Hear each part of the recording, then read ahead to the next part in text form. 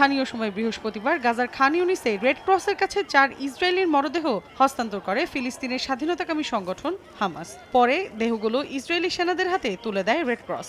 Al Jazeera জানিয়েছে, ধর্মীয় রীতিনীতি পালনের পর মরদেহ নেওয়া হবে আবু কবির ফরেনসিক ইনস্টিটিউটে।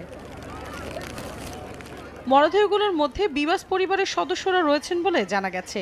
এর আগে ইসরায়েলে হামাসের হামলার সময়কার একটি ভিডিও ফুটেজে দেখা যায়, শিরি নামের এক নারী তার 4 বছর ও 9 মাস বয়সী 2 সন্তানকে গাজা সীমান্তের কাছের বাড়ি থেকে জিম্মি করা হচ্ছে। শিরির স্বামী ইয়ারডেন বিবাসকেও একই দিনে আলাদাভাবে জিম্মি করা হয়। তবে হামাসের দাবি, ইসরায়েলি সেনাদের হামলায় নিহত হন বিবাস পরিবারের সদস্যরা, যদিও এ বিষয়ে এখনও কিছুই স্বীকার করেনি তেল আবিব।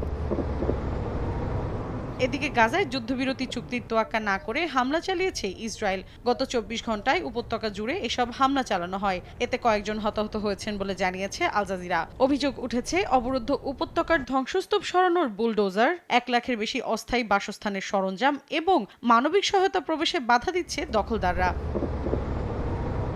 যুদ্ধবিরতি চুক্তির দ্বিতীয় পর্যায়ে ফিলিস্তিনি বন্দীদের ফেরত দেয়া হলে একযোগে সব ইসরায়েলি জিম্মিকে মুক্তির প্রস্তাব দিয়েছে হামাস। এক বিবৃতিতে সংগঠনটি জানায়, এই প্রস্তাবের উদ্দেশ্য উপত্যকায় একটি স্থায়ী যুদ্ধবিরতি এবং গাজা থেকে দখলদার বাহিনীর সম্পূর্ণ প্রত্যাহার নিশ্চিত করা। হামাসের এই প্রস্তাব এমন সময় এলো যখন মার্কিন প্রেসিডেন্ট ডোনাল্ড ট্রাম্প ধাপে ধাপে বন্দী মুক্তির পরিবর্তে একসঙ্গে মুক্তির পক্ষে মত দিয়েছেন।